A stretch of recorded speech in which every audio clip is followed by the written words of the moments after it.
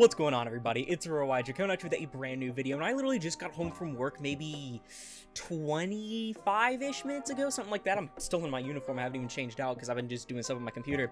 And I noticed that the Banlist account posted, and I checked it, and sure enough, there's a ban list, and I accidentally spoiled one card for myself already, but it's a card I've been wanting gone for a long time, so I'm really happy to see it. And I think we've actually got a pretty big list here. I don't know, I kind of like saw like a clump of stuff, but I didn't like actually see anything other than one card because the picture was spoiled. But I'm super excited because I'm very interested to see what we'll get on this ban list, because I think the format is actually in a really healthy state. Like, I think we have a really solid format right now. And I don't really think, other than a few like really gross cards, including the card that I saw, need to be gone or anything like that. I feel like all the decks right now are super fun. They're super fair for the most part. There's just a few cards that I would like to see addressed. So if this list can finally address them after so long, it would be huge. But I don't want to waste any more time. Let's go ahead and get right into the December 2023 Forbidden and Limited list. Holy shit. So it's been over an hour since the Twitter post was made announcing the ban list, and the website still hasn't updated. It's still on the September ban list, which I think it's really stupid to not update the website before making a Twitter post. Like, it's already noon, which is usually the time that ban lists go up, but even then, it's still not up. And so, instead of going on Twitter and making it really scuffed, I'm gonna make it slightly less scuffed, because our friend M-Rocket has graciously made a whole channel dedicated to the ban list with spoiler walls and everything to make it like a one-by-one reaction in our current group server, which I think is pretty funny. I was not going to use it because I was just going to stick it out and wait, but I really want to see the ban list, and he worked really hard on it, and he's like begging me to use it. So we're going to be extra scuffed today, and instead of reacting on the website, we're going to be reacting to the ban list in a Discord server. So like I said, everything here is marked with spoilers and everything, and I know it's a very large list. Like, look at this. And I got like 5 things spoiled for me now because I keep like refreshing the page, and like I go to Twitter and like I get a glimpse and I'm like, ugh, and it's just really annoying. But without further ado, let's go ahead and get right into this. Starting off, this is one of the cards that I did know, and that is Isolde, Two Tales of the Noble Knights. Oh my god, finally. So this is both a hit to Infernal, which is starting to rise up, and then also Makonko, namely, because Makonko was using it to create very toxic locks. But the big thing about Isolde is that this card has been around since like 2018, and it's always been a super annoying, potentially even problem card, depending on the format. From 2018 to 2020, like mid to late 2020, this card just rained havoc in so many different formats, creating a bunch of different FDKs and a bunch of unbreakable boards, including when Infernal first came out, that this card honestly has needed to go for a long time. It just gatekeeps a lot of warrior things. Like, you can't really think about a warrior deck without thinking about Isolde, and it just does so much nasty stuff. So personally, I'm glad it's finally gone. Sorry for Infernal players, because I know your deck wasn't like amazing right now, but it was definitely starting to climb up there. With all the fire support we've been getting, it's probably gonna get even better. Next up, we have Agita, which I'm assuming, yep, next card is Kelbeck. They actually went and banned the Ishizu cards. Holy shit. Not sure if they also went Mudora and Keldo. We'll see in like the next two. But Agito and Kelbeck being gone, I think, is really big. Not only because it actually makes tier a lot less gambly, if they bring back Kit Collis or something like that especially, but it also ends up curbing Lightsworn, because Lightsworn just got all that new support announced. It's like really good, and these cards would otherwise make it like super nasty. Plus, the Ishizu cards aren't even really used in anything like super fair, other than like, I mean, tier's kind of fair unless you count the Shadal stuff, but like you can use this in like combination with Runic and shit like that, and then just like mill out your opponent. It's just really unfun. These cards have been like some of the most absurd things since their release. Glad to see them gone, and it looks like we're not actually losing the Mudora and Keldo either, but we did lose Mathmech Circular. So I actually got this spoiled for me too, and I'm so confused. When was the last time Mathmech topped a really big event? Like, I don't even, did it top Bologna or something? Like, this deck I haven't seen do well, like more than 5 tops, since Circular got limited. Why did it get banned? This is just kicking them while they're down. I don't know. I think that's just kind of ridiculous. Correct me if I'm wrong, but circular, like Math Mech wasn't doing anything. Like, what happened? I don't know, but that's it for the bands. A large band section, technically. We got like 4 cards. Technically, 2 of them are really similar. But that's more than we've gotten for the last couple, I'm pretty sure. So that's pretty cool. On to the limited section. Starting off, we have Sharvara. Interesting. So they went straight for the throat, attacking the new support compared to like attacking in the old stuff. But I think it's fine they attack Sharvara of all things. It is a common. Literally everyone has a million of them. And it is a pretty decent way to hit the deck. I mean, it does curb the consistency and the resilience through hand traps because it's able to be used to stop like things like imperm and stuff. And also it lets you play a little bit on your opponent's turn with things like the Abominable Unchained Soul. I think Sharvara 1 is perfectly fine. It doesn't really like stop Unchained from doing what it does. It just makes it a lot less like resilient to like disruptions that it was, and also makes it have to rely on cards like Prosperity and stuff a little bit more. So I think that's fine, honestly. Next up, we have Rescue Ace Airlifter, another card I think is perfectly fine to hit.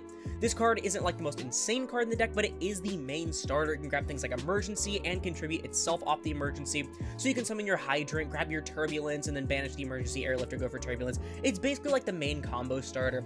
And so to put it to 1, especially when they already have like things like Rhoda as well, and they also have Impulse to access the Turbulence or Hydrant from deck anyway, the deck is already still plenty consistent, not to mention they still have the Diabellstar engine. Hitting Airlifter to 1 I don't think is going to do too much to curb the deck as a whole, but it definitely is a fine hit. Like I said, I'm not looking like for any really big hits on the current format, like of the decks at least. I think the decks are perfectly fine. I think they're fair. It's mostly just a lot of the staples that I think need to be curved. And so seeing Airlifter to 1, perfectly fine with that. Next up, we have Redox. Holy shit.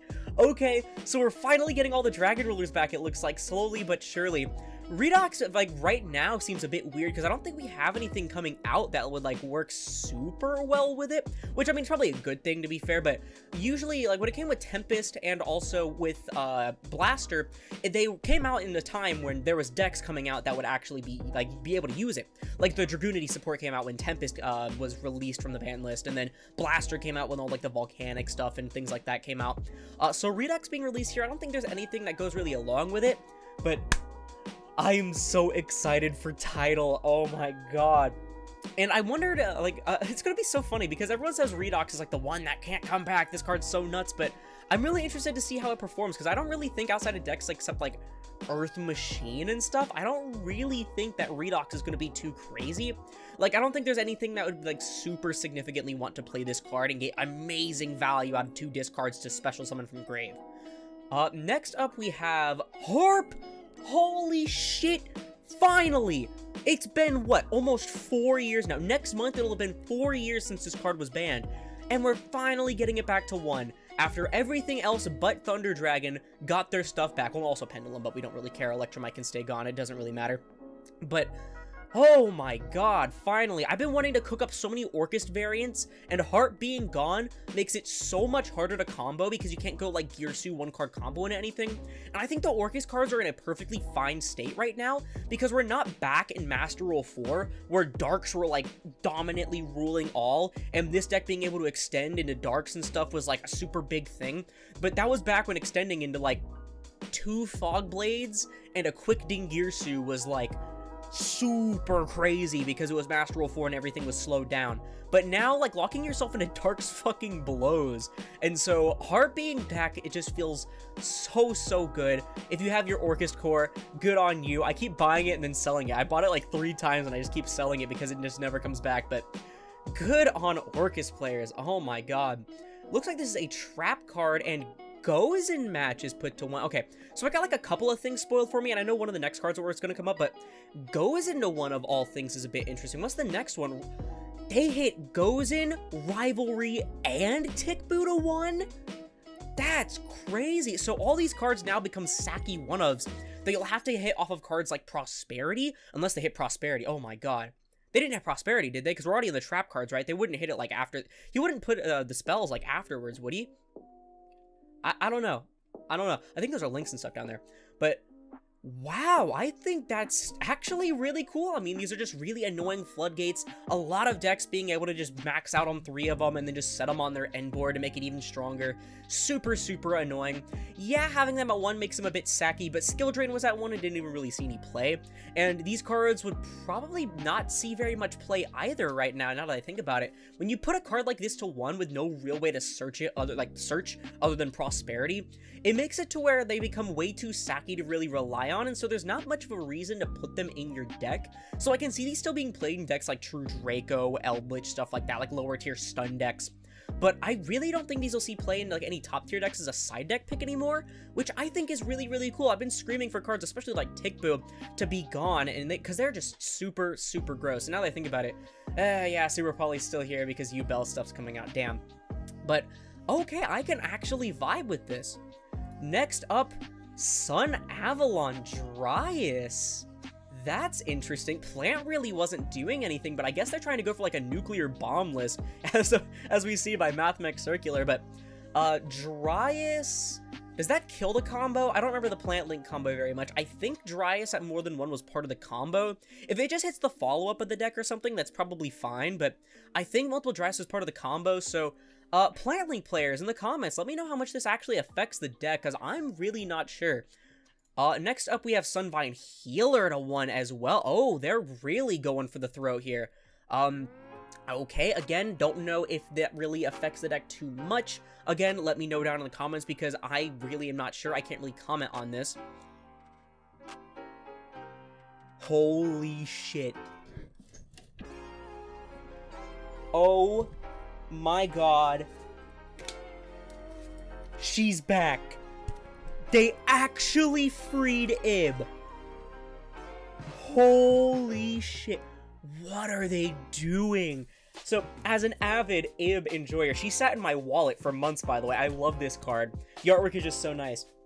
But, as an avid Ib enjoyer, what the fuck are they thinking? Everyone freaked out when Denglong came back and it did, like, nothing, right? But this card is actually generic, especially for decks like Dragon Link that can search their Monster Reborn continuous spell that also makes Pisty live.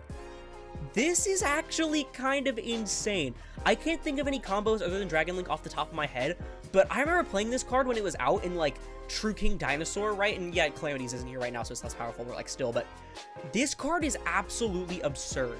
Like, it just goes +3 for no reason. I'm kind of scared, not gonna lie, but I'm also really intrigued to see how this card will actually end up doing. Oh my god, I really want to cook a deck with her now, because I really loved playing Ib. It was so much fun. Ooh. Okay, last card, last card.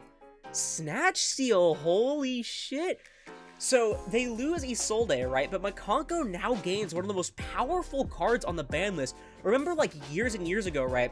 Snatch Steal came back off the list for 1 format.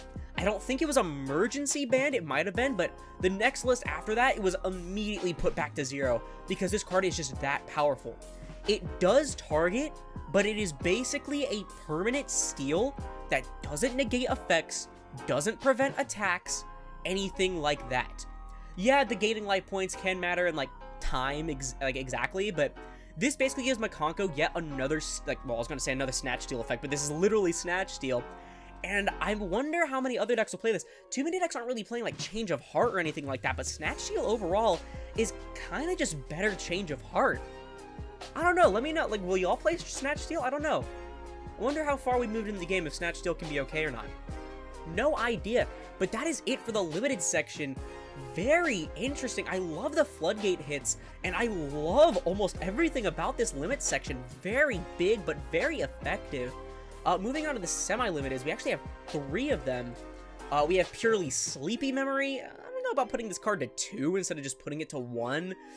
I don't know, it kind of hits Purely a little bit, which it's fine actually putting it to 2 because it does make it like a little bit harder to hit off like the My Friend every time.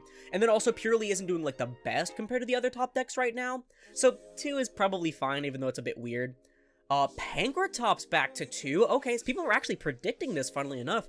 I think Pankratops to 2 is perfectly fine. This card could come to 3, and I don't think people will really... Either they won't play it, or they'll play it and it won't be like the star of the show. Because, let's be real, Fenrir is kind of just better. Because, yes, you can put Pankratops on an established board, and you can chain it to things like a back row, like continuous back row that would trigger, or anything that requires like a specific target. You can chain the Pankratops to pop that target. Like, yeah, it is better in that regard, but Fenrir just does so much compared to Pankratops. Like, it's just kind of unreal. But, I mean, hey, it is pretty nice to have for going second decks, now that I think about it. And then the final card here is Terrot. Okay, I mean, Terrot to 2, I don't really think that's crazy. Like, what's gonna really play Terrot other than Speedroid? So, good on you, Speedroid players. And of course, now the website is updated. Now that I go like almost to the end of this thing, that's crazy. Let's go on to the unlimits here. See what we're working with. Starting off with Infernity Archfiend. Okay, cool. This card could have came to 3 like a billion years ago. Good on you, Infernity players. You've been asking for this for a long time. Next up, we have Unicorn. There's another thing I had spoiled for me. The Unicorn to 3, perfectly fine, honestly. I mean, Castra hasn't been doing anything since Arias Heart's been gone. Plus, I know a lot of decks like Speedroid are in a small Castra package, and Unicorn's like a big part of that. So, I mean, that's cool as well. We also have Mind Control to 3. Change of Heart came back, and it's just better mind control, so why not just have Mind Control at 3? Mind Control at 3 actually makes it a viable side deck option, though, again, now that I think about it. This card was everywhere back in Trickstar format. Like, this card was insane. Next up, Spellbook of Judgment. This wasn't already at 3? I genuinely thought this was already at 3. Okay. Wasn't doing anything at 1. I don't think it'll do anything at 3 either. Next up, we have Upstart back to 3. Ooh, we haven't seen this in, like, oh my god, like, what, 10 years? Maybe I'm exaggerating a little bit, but it's been a long time since Upstart was at 3. Okay. I wonder how this will affect deck building, because I think the big reason they're bringing Upstart back to 3 is because a lot of players have understood, like, finally, or, like, not really, I'm not saying that like a sarcastic way, but a lot of players have come to the understanding that your deck can be well over 40 cards and still be super consistent. And it's not like there's a lot of decks right now that you have to see very specific cards and you have to, like, dig through as much as you can. Not to mention, cards like Droll are running a lot more rampant now than they were back in, like, Eternal format, Toss format, whatever you want to call it, for example. And also, the time rules also make Upstart a slightly less effective card. I'm not sure many decks will run Upstart at 3, because that means you have to run a 40-card deck exactly for Upstart to actually get value, really. Unless you're playing, like, Sky Striker, obviously. Sky Striker will play this card at 3 for sure. But, like, you don't really get max value out of this card unless you're playing exactly 40 cards. And that will make some decks more consistent, but Prosperity wasn't around when this card was at 3 initially. I think Prosperity being at 3 still is another big reason. Speaking of Prosperity, the next card is Desires, right? Yeah, Desires is finally at 3, whoop-de-doo. But like Upstart Goblin being at 3 with Prosperity still at 3, I think Prosperity is overall just a much better card. And like I said, Desires is at 3, no one really cares. And the final card is Sprite Starter, okay. Didn't think they'd bring it back so fast, but I guess they saw that Sprite wasn't really doing anything too crazy. Not to mention, a lot of people were already only on 1 or 2 starter regardless for a small Sprite package, because the Sprite package just keeps getting smaller and smaller and smaller every time someone builds a deck with it. And so, like, at this point, it was like 3 blue, 1 jet, 1 red, 1 starter, something like that. So it was like 3, 4, 5, 6 cards. Like, it was insane. So starter at 3 makes a lot of the more pure Sprite variants like a lot stronger, like just pure Runic Sprite, like any pure Sprite variant, stuff like that. But for a lot of the variants and stuff, I don't really think it'll be anything too massive for them. But it looks like that is the list, and I'm going to be right back. I'm going to actually go to the proper website now. Okay, so we're back to the proper website. So we can go over this a little bit. Well, actually, it'd probably be easier on the Discord thing, but whatever. Shut up. I'm on the proper website now. You can, like, praise me for that. But let's actually go over this list, like, again, just a quick skim. I think the Ishizu cards being gone, really cool. It gives, like, potential for the future for cards like KeLC to come back, and make tier limits just a lot less, like, super gambly and a lot less more annoying to go against. Hitting Circular was probably the worst thing on this list. I think this is just really stupid and happened for, like, no reason. I guess Joshua Schmidt might be happy. Maybe after he won Bologna, they were like, hey, what card do you want on the ban list? And he, like, banned Circular. Isolde being gone after, let's see, how many years? Almost 6 years now. Finally, way overdue. It's going to prevent a lot of warrior decks from being held back by having to be, like, built around Isolde. They can be more creative and probably be a lot more powerful now. The bans, overall, other than Circular, really liked them. Harp being back, awesome. Redox being back, awesome. Can't wait for Title. Airlifter being at 1, not a bad thing, really. Sharvara at 1, not bad. Hitting the Sun Avalon stuff, I really don't think was necessary. Again, Plant Link players in the comments, let me know how big of an impact this actually has, because I'm not sure. Ib being back is just crazy. Like, I have no clue what they're thinking about right now with this, but I'm really excited to see how much people cook with this card. Like I said, it's basically you search and you float off of her, not to mention you get the effect of whatever you search. Snatch Steal coming back can be pretty interesting, but now that Mind Control's at 3, I'm not sure if you'll play Snatch Steal unless you're playing Makonko. All of the, like, tickboot-esque floodgates being at 1, I really enjoy, because, like I said, it makes it so only, like, really stun-heavy decks that are already playing, like, annoying cards like that are gonna be the ones really playing it, and, like, the top-tier decks will find space on their side for, like, other better cards. And then Pancratops being at 2, cool, it can come to 3 and be perfectly fine in my opinion. Good for you Speedroid players for finally getting Terror top to 2, it'll probably come to 3 next list. Sleepy Memory to 2 probably could have went to 1, and I forgot to mention there's another thing I kind of spoiled knowing that it was on the list. But Sleepy Memory could have definitely been at 1 and could have, like, swapped out with Delicious to put that at 2 or something. I don't know yet if that would be, like, super impactful. Infernity Archfiend being at 3, good for you Infernity players. Unicorn being at 3, good for you Cash players, even though I hated Cash as a deck. Mind Control being at 3 is going to be really cool for going second. Desires being at 3, whatever, people are finally going to stop playing the good ratio. Brings a tear to my face. Judgment being at 3, don't care. Starter being at 3, don't care. And Upstart Goblin being at 3 is another thing where I think Prosperity being such a powerful card and still at 3, which a lot of people wanted it to go to 1 like the last few lists, I think Upstart's not going to really be played because Prosperity kind of just outshines it. But overall, if I had to rate this list out of 10, I'd say I'd give it a solid 7, maybe even an 8. Like, the big takeaways are that the top decks are still pretty strong.